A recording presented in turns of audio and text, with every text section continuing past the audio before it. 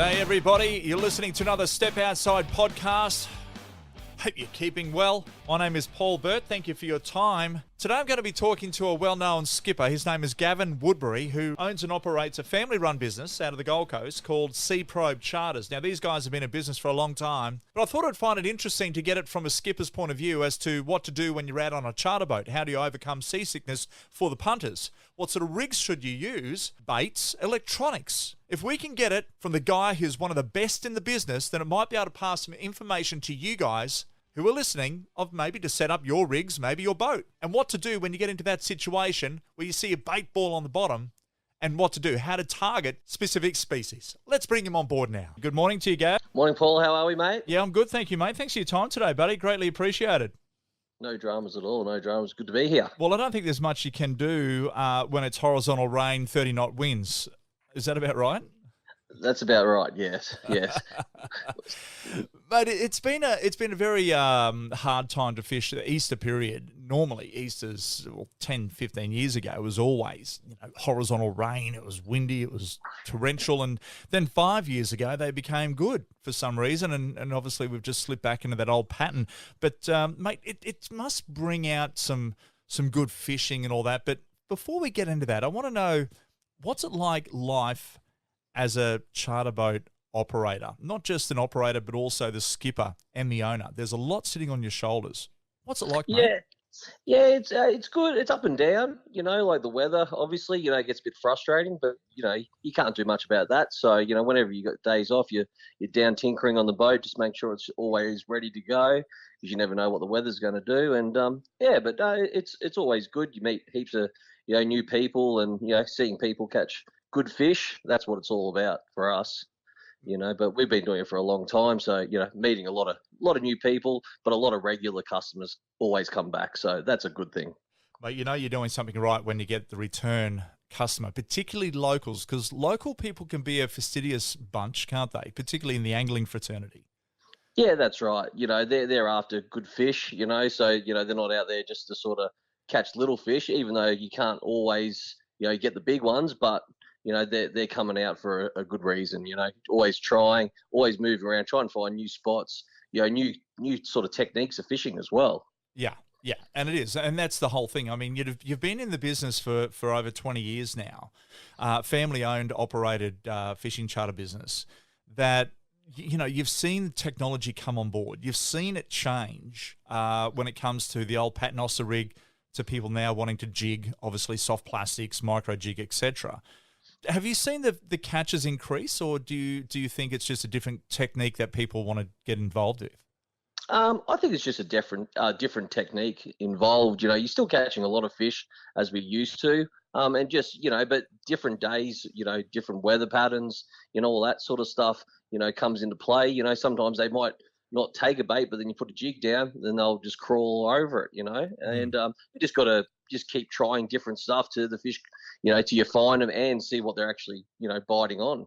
Have you noticed that if something is new to the market, that fish jump all over that, and then after maybe a few weeks or months, they get a bit shy? Particularly if you're letting that fish go, if you're out there, say, catching snapper or kingies or whatever, and the customer goes, I don't want to keep that, I'm going to let it go. Do you see the fish shy away from that new technique or that new technology of a different coloured lure, different shaped lure, or do they just continue to climb over it, until the school's gone? Yeah, it just depends, sometimes it's hard to say, but, it's just, it changes so much out there, so one thing could be working one day, then the next day, completely different, so, but, you just, I don't know, that's a hard one, but it's always good to try new things, that's for sure.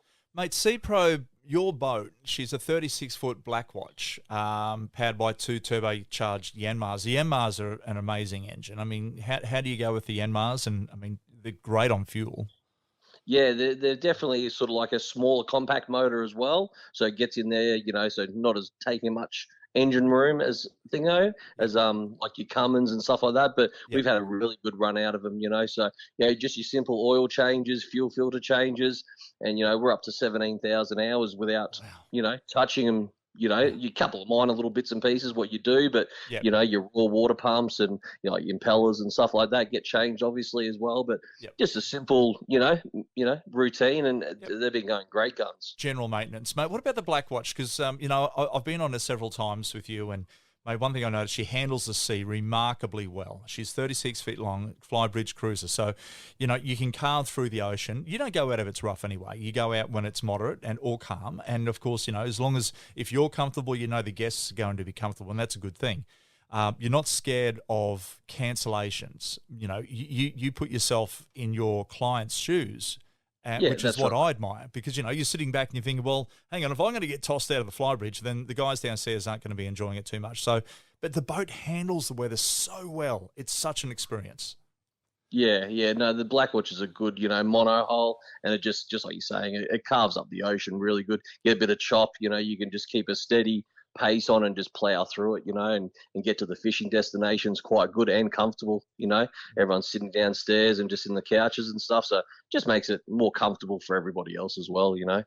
Mate, one thing we have seen at the beginning of this year, we always see our Black Marlin season come through around Spot X, which is I don't even know what's on the bottom at Spot X. I mean, is there anything on the bottom at Spot X? What brings the marlin? I'm not talking, for people listening, we're not talking, 5 or 10 fish. We're talking boats catching 5 or 10 fish every day, and there's 100 boats out there. Mate, we're talking a lot of fish. What brings them to that area? Yeah, it's a little bit of a reefy area, but it's nothing like with pinnacles or anything. There's nothing special about there. No. It's just wherever the bait sort of comes in. And you got the Spot X, then you've got the 42 fathom. So the Spot X is sort of like around the 50 fathom line, and the 42 fathom line is the 42s. And sometimes it just depends on which line that bait comes on and what the bait are actually feeding on as well. So like the last few years it's all been at Spot X, but the few years before that was all along the 42s. And you wouldn't even catch a fish at Spot X. Yeah. It changes so much. Yeah, wherever the bait seems to be born, and that's testament to just about any kind of fishing you're doing. If you want to target snapper or mulloway or kingies, you look for the bait. Is that something you obviously do? Yeah, definitely. It's just wherever the bait is, normally the predators are hanging around, and just keep working the bait balls, and you're trying your different spots and stuff. Marlin, you'll see him marking up on the edge of the bait balls, and sometimes this time.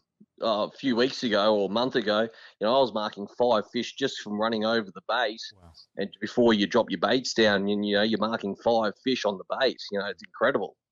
Mate, what sort of technique are you running when it comes to rigging for the Black Marlin and obviously live bait? You're catching a livey. What's the next process you do personally? Pretty much we just sometimes we bridle them up and just have obviously just a single hook. And with us, when we run normally about 3 rods, so we have one with no sinker, one with a little bit like a 4-ball sort of thing on the next rod and reel, then maybe an 8-ounce or 10-ounce just to get the bait down deeper. So we have 3 different depths, so we sort of find out where they're sitting. Normally you can mark them on the sounder, but we normally set the 3 rods just so we've got all the water columns sort of covered, and just bridle them up, then just feed the livey out, and and you sort of let it out 40 metres, one about 30 metres, then the other one about 60 metres. Why do you stagger it, to cover more ground? Just to fish the whole water column. So, because sometimes you mark them down 60 or 70 metres, so you want to get one straight down there. Yeah. Then you might get one sort of hanging halfway, or then some, when the tide gets closer to the top of the tide or the bottom of the tide, they all come up to the surface to feed. So we always have one on the surface as well. And you've got dolphin fish and tuna and stuff like that, cobia, also you've got everything covered. Mate, when it comes to landing a marlin, before we get to that stage though, you've got to hook him. What sort of hooks are you running for your marlin, and how do you handle them when they get back to the boat? We just use a BKK circle hook, a 9-0. And, sometimes an 8-0, just depends. But as soon as you hook it up, obviously keeping tension on the fishes, because they're jumping out of the water, they're coming towards you, they're acrobatic kind of fish. So you're always trying to keep the tension on there. I'm upstairs always driving forward, if I see a bit of slack line from the customer, just to try to keep tension and help them out. Then, once we get a bit more tension on the line, we'll reverse up. And then once we get it close to the boat, we the decky does his job, get on the leader and just try to guide him in. But you have to be careful because they are a dangerous fish, and you know you bring them on board, get a photo, you can send them back, but they also, you can eat them as well. There's nothing wrong with taking one or two. We did that a couple of weeks ago on Step Outside Show where we caught a couple of fish there. My young fellow Kalen caught a couple of fish, and we brought one home and we carved it up, filleted it up, and we showcased on the TV as to how to do it. We got some great reviews and some not so. But you know what? Don't get stuck in the old times because they are a fantastic fish. And if you do, unfortunately, gut hook one and it's bleeding from the gills, why are you going to throw a 30 to 50 kilo fish overboard and get eaten by the sharks when you know it's going to die? Why not bring it home and carve it up? Because they are fantastic to eat. Yeah, they're awesome to eat. I get a lot of my customers. Not many of them come back and say, "Oh, that was terrible." No. 9 times out of 10, or even 10 out of 10, they're loving it. So we'll take 1 or 2 for a feed, and we're splitting all the fish up. So we split it all up into, so everyone gets a nice big slab each. Eat it fresh. Yeah. You can do it all different styles as well. Ceviche, you can have a sashimi, you can deep fry it. There's a lot of different ways you can do it. And a lot of people love it. Mate, they do, and that's the thing. It's a beautiful eating fish, and if you cryovac it, I've got some little chunks there that we use for kebabs to put on the barbecue, and it's a fantastic tasting fish that you can do a lot of different things with. So, and the beauty is when you do go fishing, you find all the mates in the world that you never knew you had, right? And then, this is one of those fish that you don't mind handing out because you've got so much of it. You can feed 100 people easily off one decent size marlin. I'm not talking 300 or 400 pound. I'm talking around that 100 pound. So if you do get that good sized fish there, Gav, it's mate, why not bring it home, mate? We're seeing a lot of rain around the east coast at the moment. Sydney's been hit hard over that March period, and April, southeast Queensland as well with that east coast low that pushed through. Mate, what sort of fish come out after a freshwater flush? What are we expecting over the coming weeks after a good deluge and the creeks and rivers are pouring out fresh water? Yeah, when the rivers are pouring out the fresh water, all the runoff, all the bait's getting washed out. A lot of fish are getting washed out from the entrances of the bars. So a lot of bait getting pushed out. So you try some wrecks in close. Like a lot of big jewfish hang around, obviously, because they're feeding on all the bait and, coming out, and they normally generally school up, especially around the full moon, especially when you had a big runoff, like a couple of weeks ago, we had a big runoff and, there was some good school, big jewies hanging around, and they just got flushed out and schooled up around the moon, and we did quite all right on them. Mate, when you're targeting jewfish, obviously you've got to find the local reef or the local wrecks or anything like that. What sort of electronics are you running to locate the bottom structure? Because it's got to be pretty good, I'd imagine, to go from 50 or 100 fathoms of water and then come in and fish 12 or 18 fathoms of water. You've got to have that depth covered, but you've got to have that one piece of machinery that's pretty good. What are you running? Oh, I run a Furuno 1100. I've always just had Furunos in my boat. I've just always sort of just had them. They've always been around, so they've always been reliable for me. Never break down and stuff. So that's a good one. But there's plenty of on the market these days. Like Garmin is really good. But I just use the Furuno, and it can go from 1,000 meters to 20 meters. So and you're getting the same the depth and getting the same reading as you do it in 1,000 meters of water. Mate, when you're targeting your fish such as jewies, we're going to back onto that one, is the rig that you use, are you using fresh fish flesh? Are you taking out squid that's frozen? Are you catching the bait in the area? Are you looking for bait balls? Run through your procedure. Yeah, well, we normally, just in case there's no bait around the spot, we'll stop and try to get a few baits just before we get there to the actual, fishing grounds. Normally live slimies, live yakkers. That's what I normally use. But we also take, mullet flesh, squid, pillies, so got everything covered. But normally live bait is the go, and then when we get to the wreck, or your little pinnacles on the 18s, 24s. We also jig bait while we're fishing there as well, and just sort of waiting for the bite. But it was a pretty red hot bite there the other day, and as soon as you put a bait down, you're on. So, and then there was plenty of bait there as well, getting a few slimies, a few yakkers. So, and we're just topping up the baits as we go through. Mate, it's a good way to do it. Basically, its analogy would be going to a supermarket and you're doing your grocery shopping at your local shops. It's a fish going to their local supermarket and getting a feed of fish. So why would you change the method of different baits if you're fishing in an area what they're feeding on? Yeah, that's right. And we just use a snell rig, snell rig, and the ball sinkers, egg sinkers, but just sort of we swap to what the current obviously is. We can use a bigger ball or a smaller ball. Just depends on what the tide's doing at the time. Mate, snapper is a fish that a lot of people love to target. Run through the snapper fishery. Well, I mean, it's a monthly or it's seasonal. Obviously, they love that cooler water, but the fish are always there. It's just a matter of whether they're schooling up in larger numbers or not. Yeah, that's right. We're normally around Easter, and we've had a pretty good, like before this weather come in, we're getting a lot of nice snapper. Normally, sometimes every Easter you get a couple, a few weeks of them schooling up, the nice size snapper. Like last year, there wasn't many at all, but this year, just before we had this weather, it was really going off. So this time of year, then you come into when it gets cool, like you said, and that'll last 2 or 3 months. So, and 36s, 50s, the 24 fathoms, all that sort of stuff. 24 fathoms is more for, your bigger fish. That's where you'll pick up that big trophy fish, where on the 50 fathoms and 36s, you're getting a lot of good size ones, getting a lot of consistent instead of just picking off ones and twos. We're getting 7 or 8 a drop, when we've got all our customers on, so it doesn't take long to bag out.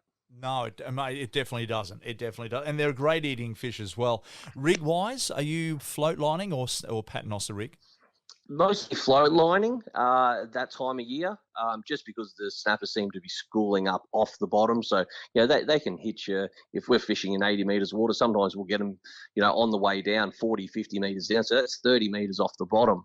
So we just sort of run a ball sinker, exactly what we were saying before, just on the current conditions, what size you use, and then just let it float down. And and hopefully you get hit on the way down. So, but the snapper fishery out off the Gold Coast these days is really good. It's better than I reckon it's ever been, with numbers and size wise. And that's saying something there, Gav, because a lot of locals and people who just travel wanting to catch snapper, whether they're off Sydney or Coffs Harbour, which is a great fishery, and off the Gold Coast. The Gold Coast. We have, 750,000 people basically, living around here, plus the tourism when it's on. So it's a heavily hit area. It's a city water that you're fishing, but the fish is still there. What is it so? Because we've got the highest amount of registered boats per capita in the southern hemisphere. We've got over 270,000 registered boats on the sunny coast of the Gold Coast. Mate, that's a large number. And you've seen it on days when it's dead calm, that people are still out there in their droves targeting fish. Do you have to change your way to target the snapper, given that they are in numbers during the certain times of the year?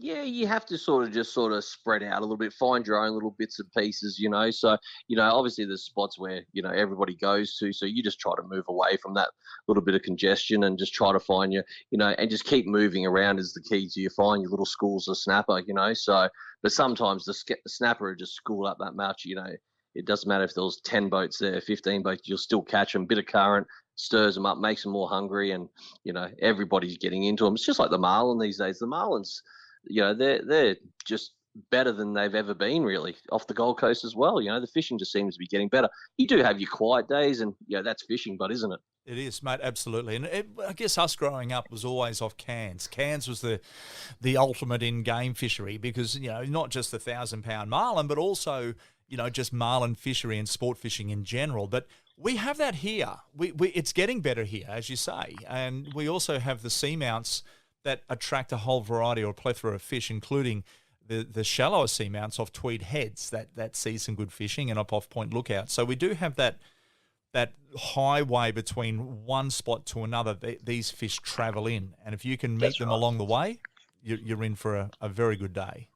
Yeah, that's right. That's right. We've got a lot of ground out there, and just like I said, the fishing, is just, I reckon it's been better than it's ever been, just like, me and you have been here for a long time. And, yeah, we used to catch fish there, but I'm seeing better size fish in the snapper and the marlin and stuff like that, and plenty more. But a lot of people are releasing fish.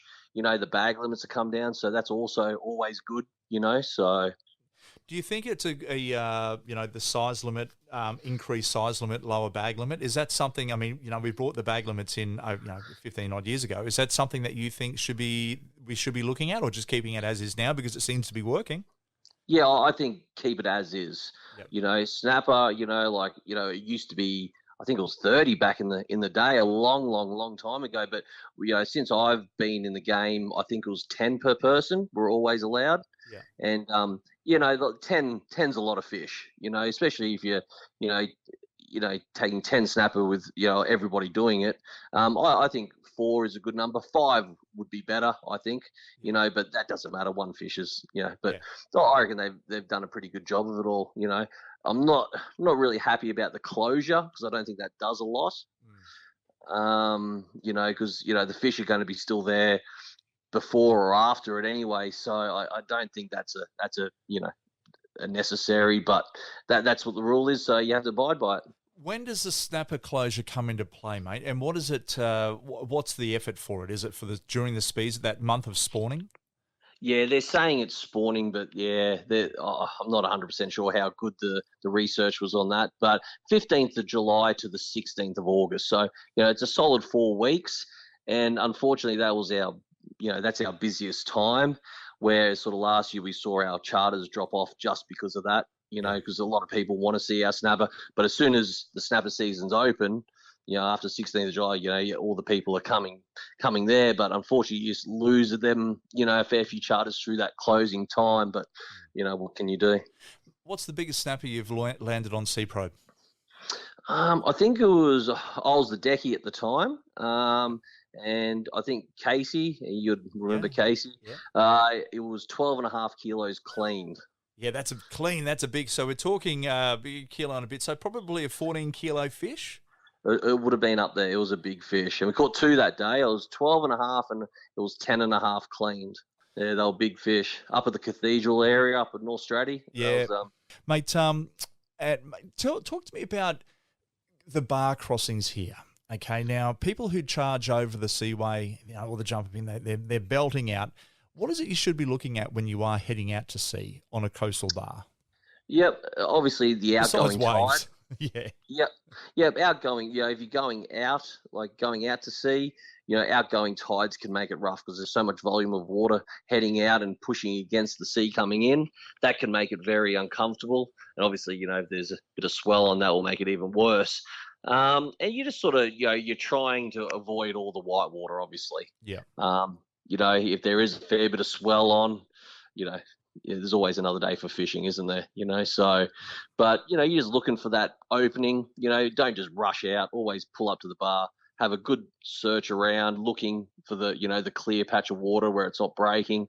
And then, then power on and get out there. But, obviously just take it easy. Then coming back in, you're always obviously, you're looking for that breaking water again, but you never go over a breaking wave. You always just sit on the back of a wave and just ride the back of the wave in and just always keeping an eye behind you as well, just so, the wave behind you doesn't catch up on you as well. And that's a good thing for the privateers out there, is to make sure you got plenty of power. I always say, don't underpower your boat. Always put the maximum amount of power that your boat is legally allowed to take. So if you've got a boat that's allowed to take 200 horsepower, put a 200 on it. Don't skimp and save, because realistically it's only maybe $1,000 or a little less or a little more to go from a 130 up to a 200.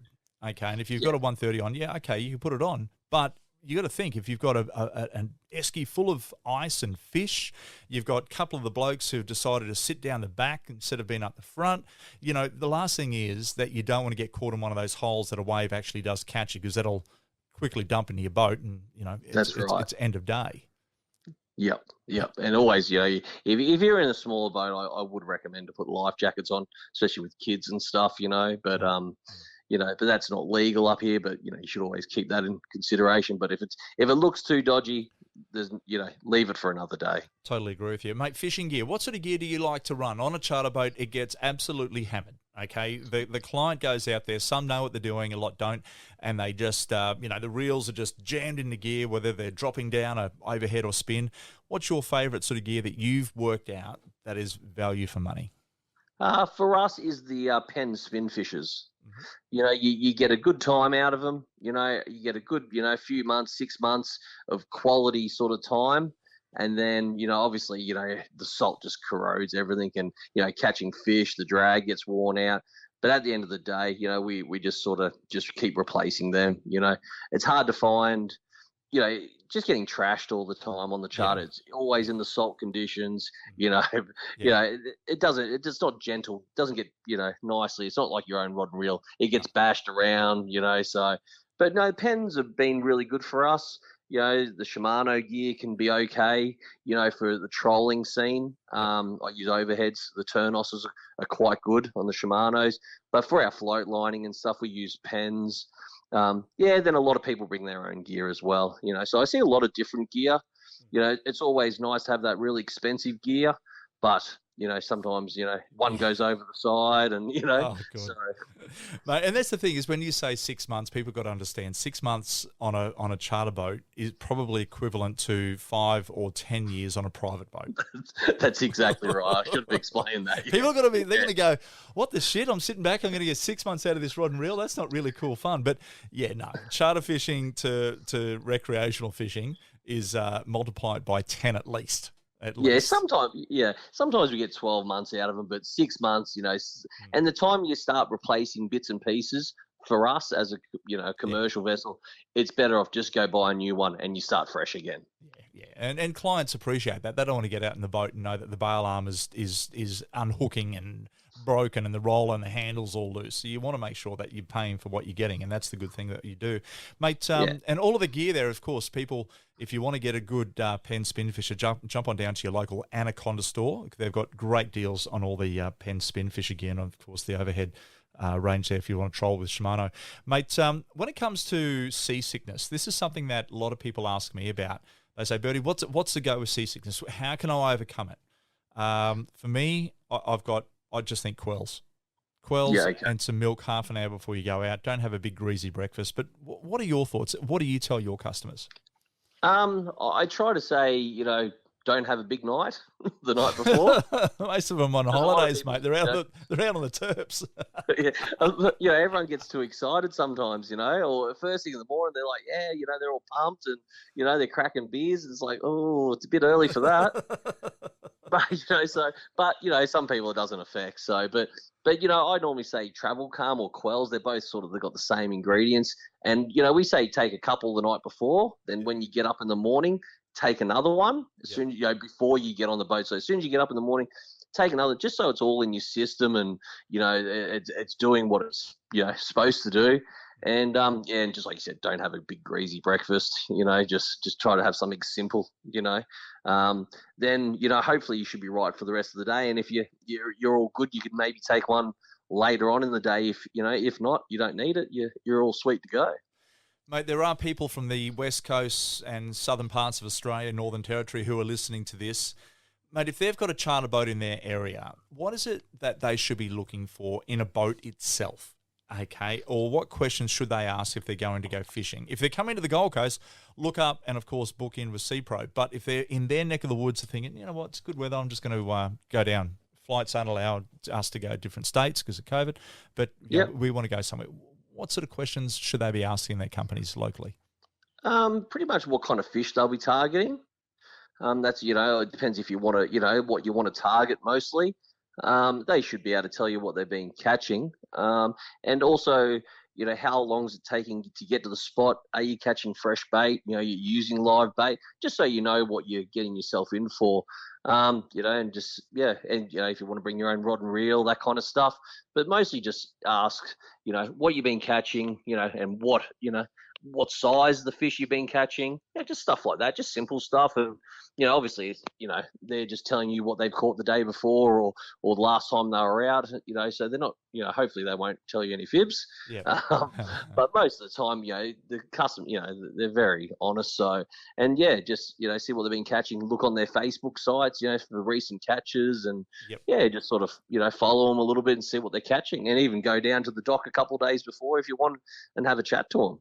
And you want a boat you'd want, again, to have good deck space, I'd imagine. You don't want to go out there if there's, 15 people on a boat that you can literally put a bathtub on. Yeah, that's right. That's right. You don't want to go out when there's 12 or 15, like you're saying, and, and just go, just out the front of the seaway or front of the entrance, and, and you want to spend normal, half a day is sometimes okay, but sometimes you want to put the full day effort into. If you're really keen, you need to go. You need to travel these days to get to the good spots. That's it. And I've always had that analogy is that, poor man pays twice, okay? And look, I've paid twice 1,000 times, trust me. But it's something that you live and learn from mistakes and experience grows from making mistakes. That a half day is a good thing. If you're time poor, then a half day is a great way to do a charter.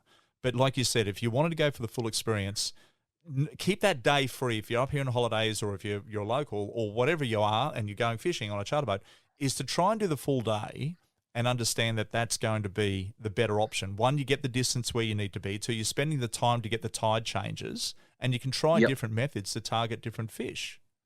That's right. And sometimes, the fish aren't in the same spot as yesterday. So you got to keep just moving around till you find them. Then, if it was a half day, you're sort of there, then it's like, oh, we've got to go now, it's sort of, well, you've got that extra time to do everything. You catch your live bait, everything just takes time, just like you're saying, you got to wait for the tides, you got to get the bait, so there's a lot what sort of goes into it. And if you're wanting that trophy fish, you need to spend that little bit of extra time sometimes. Yep, no, I totally agree with you. Hey, Gav, thanks for your time this morning, mate. Greatly appreciate it. And, mate, you have to be out there soon, no doubt. When the weather clears up, you can get out there and wet a line. You must be itching for it. Do you love fishing yourself? Oh, I love fishing. I do, but I do like seeing people catch fish these days. Yeah. Unfortunately, I just don't get a lot of time to fish myself because, you're always flat out doing stuff. When the weather's bad, you can't do much anyway, unfortunately. No. So, but no, I just, I've always loved it, and it's always just good seeing people catch that trophy fish or they haven't caught a fish before, and that's what it's all about for us. So right. It's always good to see. It's a great answer, good response there, because I've been out on a few boats there that you generally see the skipper jump off the fly deck to land on the rod when it's going off, and good old rod grabber. You don't even get to catch the fish because old mate's already caught it for you. But mate, and you can't even touch the rod. But mate, that's for another chat, another day. Gav, Sea Probe Charters, thank you very much again, mate. And anyone heading up to the Gold Coast, make sure you give Gavin a call. Gavin Woodbury from, of course, the coast's leading charter operation being Sea Probe Charters, been in the industry for over 20-odd years. And the beauty of it, it's family-owned and operated by his mum and dad as well, Barry and Kathy. Good on you, mate. Thanks for your time, pal. Thanks, Paul. Talk to you later. Good on you, mate. Well, there you have it, everybody. I hope you enjoyed today's edition of Step Outside with Paul Burt, our podcast featuring Gavin Woodbury from Sea Probe Charters. Well, take it easy, everybody. Until next time, as we always say, may your rod bend often.